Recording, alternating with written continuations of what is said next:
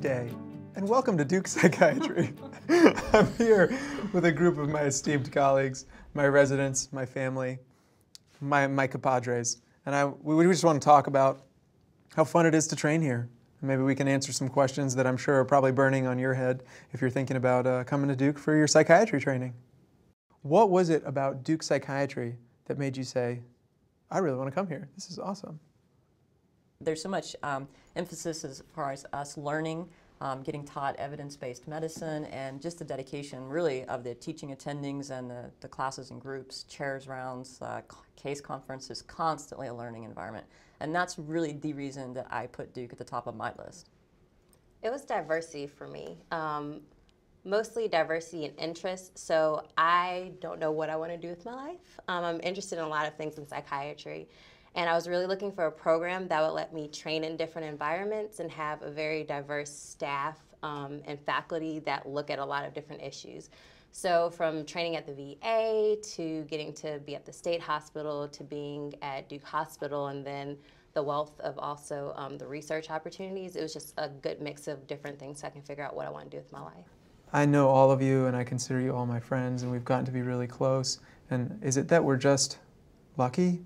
Or do you feel like Duke really nourishes a place where we can become friends with each other and work together and culminate that? I think academic half day is like so critical for that. Like not only for the didactic part, which is awesome, but when I was on different rotations, and I think a lot of us have talked about this, you can get disconnected.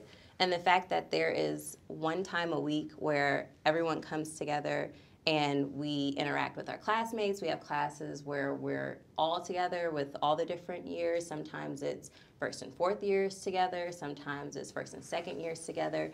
It really creates an atmosphere where you interact with each other and get to know each other beyond just like hi and bye and passing off patients. And you know what? I was dreading doing my night float in the ED. Like 4 weeks of nights. But you know what? It was the best 4 weeks I ever had. And I worked with this woman here. You know, being able to work together at nights was awesome. She brought me food. She would actually, you know, make dinner, bring dinner in. I bought things and brought them in, but hey, you don't have to be on nights to be able to make people food. Like you can bring your food. But we had so much fun. I think we, you know, we do a good job on the rotations of mixing the years with different rotations, so you get to work with different people and get to know people, and it really is like a family. Something that has come up a lot from psych residents or future psych residents when they're interviewing at Duke is how do you transition from being a medical student to being a resident? And how does Duke kind of help you along in this? I think that for me, everybody's different, but for me the transition was easier because as a medical student, sometimes you felt like what you did didn't count. And then when you're an intern, you realize how crucial you are to the team. And I think we always had support on psychiatry. We're usually working directly with an attending. On medicine, there's always a resident beside us. And they're all guiding us, but also letting us be independent and make our own decisions.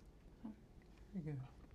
And I think the ease with which folks can transition is a representation of the system that's in place to take care of folks, right? So as a new intern coming into a program, if there's a system that's team-based and appropriate supervision and all of these things, and good upper-level residents, then what you have is an appropriate, more comfortable transition. A big part of what we do is learning from, working with, getting mentorship from these attendings. How is it working with these attendings at Duke?